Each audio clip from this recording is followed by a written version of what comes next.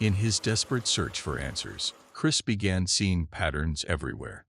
Hidden messages in radio static, scrambled phrases in police reports, fragments of meaning that felt intentionally placed.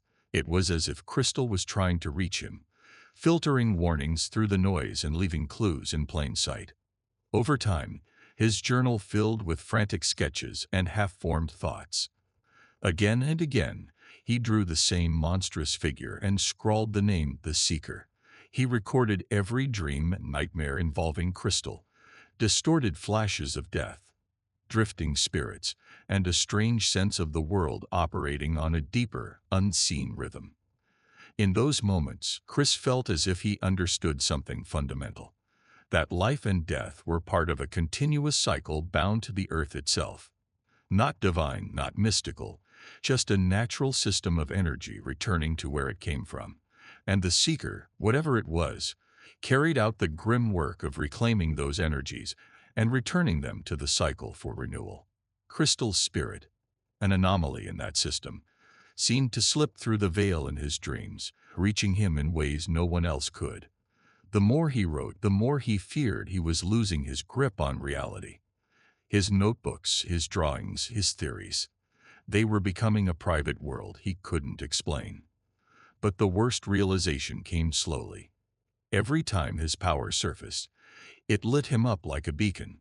The Seeker could feel it, could track it.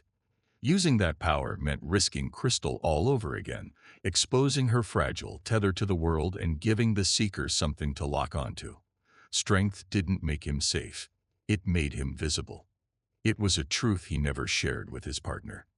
Chris was ill-equipped to comprehend, let alone confront, what he had stepped into.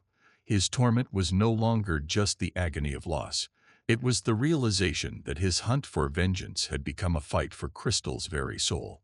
He wasn't just up against the Syndicate or the authorities. He was brushing against the hidden machinery of the world itself, the natural cycle that reclaimed spiritual energy and kept the balance intact. He was a man haunted by a ghost, and that ghost was being hunted by something older than any criminal empire. The shadows over Castle Dam weren't only cast by corruption and crime. They were the early signs of a deeper hunger, the Earth's own pull, reaching for what had slipped out of its cycle. The Syndicate's operations formed an intricate web stretching from the grimy docks of Castle Dam Harbor into the narrow alleys of the town. For years, they had moved with quiet precision, their shipments gliding in and out under the cover of night, their influence seeping into the local economy like a slow poison. Everything was designed to avoid attention, especially the kind of persistent, focused pressure Detective Chris David and his partner, Dave Dargo, were now applying. Their operatives, hardened by years in the criminal underworld, were trained to blend, to vanish, to leave no trace. Yet here was David, circling their empire with relentless intent, a bloodhound driven by grief and sharpened instincts.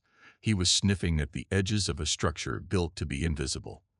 Mr. Henninger, the architect of the Syndicate, prided himself on foresight and control. His commands moved through layers of intermediaries, his presence felt but rarely seen. The reports landing on his polished desk spoke of an unusual level of police diligence. Detectives David and Dargo weren't following routine procedure. They were disrupting the flow, asking questions that cut deeper than expected, their persistence grinding against the gears of Henninger's carefully maintained operation. Castle Dam was meant to be quiet, predictable, a place where illicit trade could thrive without interference. David and Dargo were breaking that illusion. And Henninger was not a man who tolerated disruptions.